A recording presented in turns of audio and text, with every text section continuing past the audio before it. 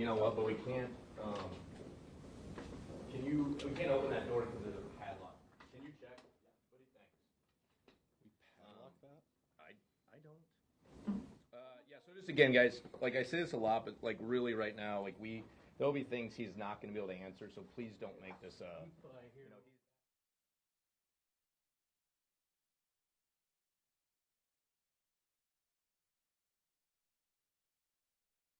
everyone's on it. We really appreciate you guys staying on this and keeping those images out there, but we also have to respect the investigation.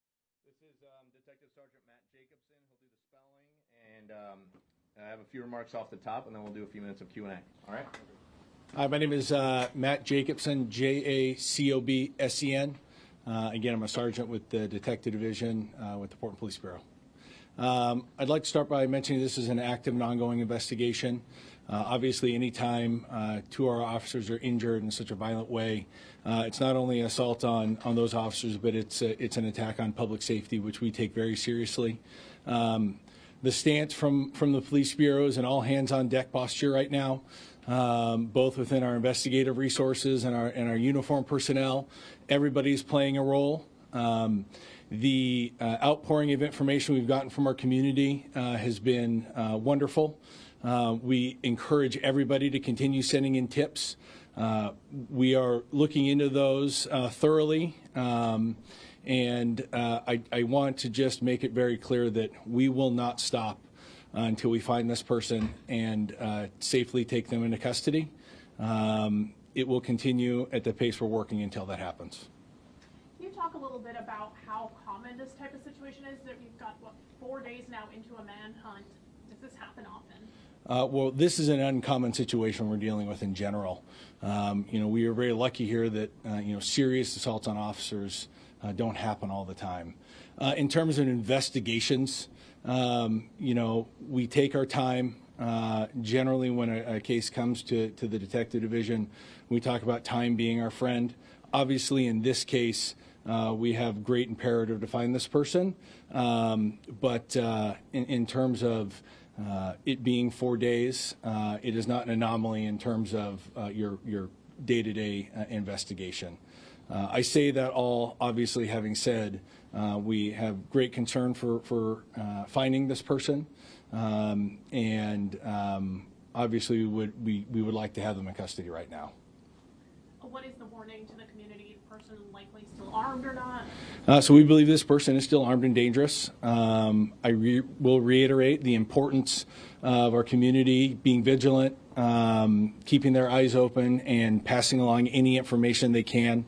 In terms of a threat to public safety, as I said, any attack on law enforcement is significantly concerning. If they're willing to do that to the police, obviously there is a concern they do that to somebody else. But with that said, we aren't holding any information that says this person is a direct threat to any specific people or anything like that. So how far is there any concern that the suspect has left the state? And if so, have you been communicating with other agencies or even New Canada? We have been working really thoroughly with a number of different local, state, and federal law enforcement partners. I'll say also the outpouring of support from them has been humbling for us. The partners we have are urging to help. They want to help. So yes, we have been working with folks from every level of law enforcement. I think in any ongoing case, there's a concern that that suspect may have fled.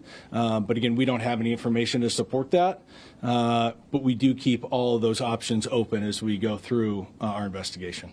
Is there any reason to believe that the 911 call that initially came in was some sort of entrapment or ambush or anything like that?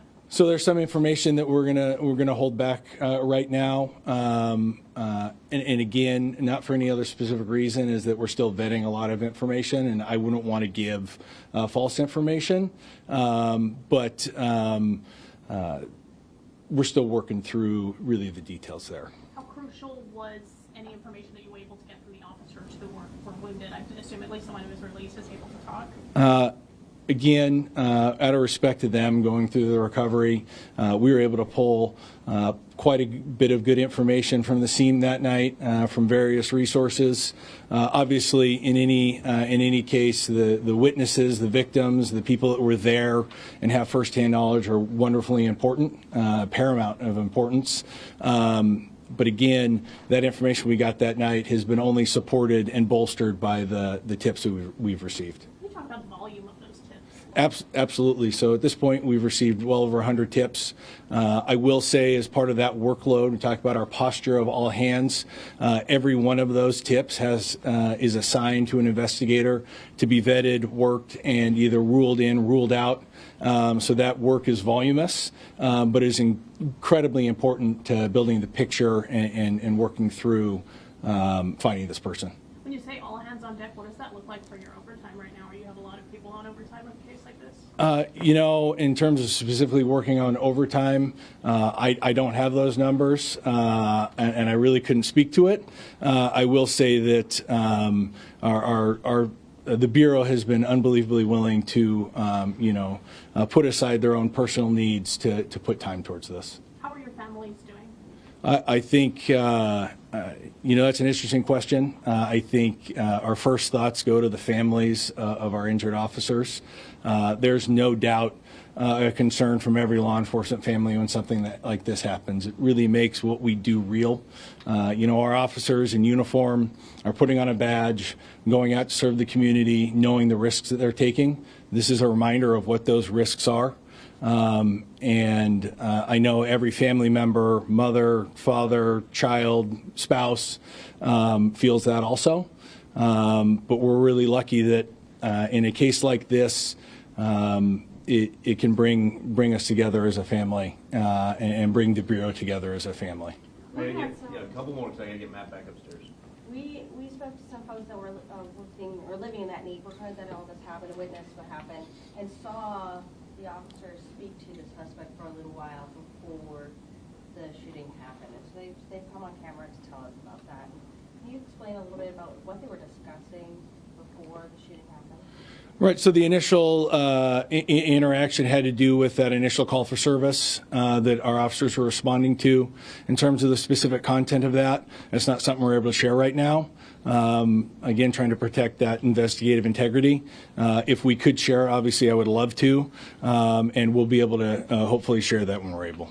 Can you confirm? Officer that was in the hospital, still any update on their condition currently? I'm going to pass that to our PIO. The last I heard, I don't have the updated information, so I wouldn't want to speak and give you bad info. Anyone? One more question. Yeah, the first call, that was just the two officers who were injured, right? No other patrol vehicles that responded to that one incident? Can you? So when the 911 call came in and the two officers who were injured, they were the only patrol car responding to that one incident at the time. They arrived alone. There were no other vehicles. I'm not 100% sure. I guess I don't know what you're asking. Yeah. Let's not get into that. I'm not trying to be. I just don't know what you're asking. No, I guess I'm just kind of wondering on the timeline. So if they were there alone, how long Oh, did it take I got for the what- next- I got the what you're next patrol saying. vehicle to come and respond? The dynamics of the event were pretty rapidly and quickly unfolding. I don't think I could speak to that in a way that would properly answer it. So I'll just kind of pass that on. Let me. Talk about the condition. Yeah, I want to give a few updates. So first of all, we told you that the one officer was released earlier this week. The second officer is still in the hospital and in stable condition. As far as tips go, we have now received approximately 180 tips. 150 of those are really solid, actionable tips. So again, many thanks to our community for that. And I just talked with a detective in the back of the room, and I just want to.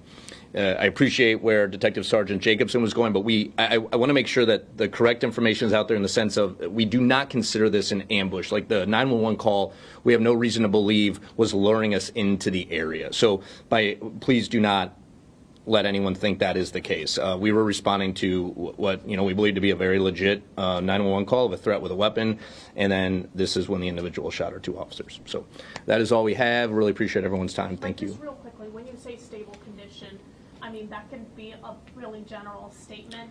Is this injuries that are going to affect them long term at this point? I don't want to get into that at this point. I will tell you we have every expectation that this officer will survive.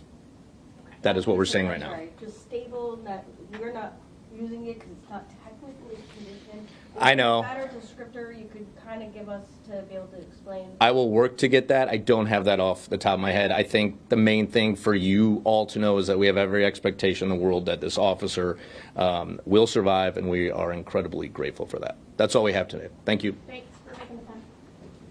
Thanks, guys. I'll catch you back upstairs. Yeah, like, are you guys all off? Everyone's off. My mic's off. Okay. Yeah, I know, like, the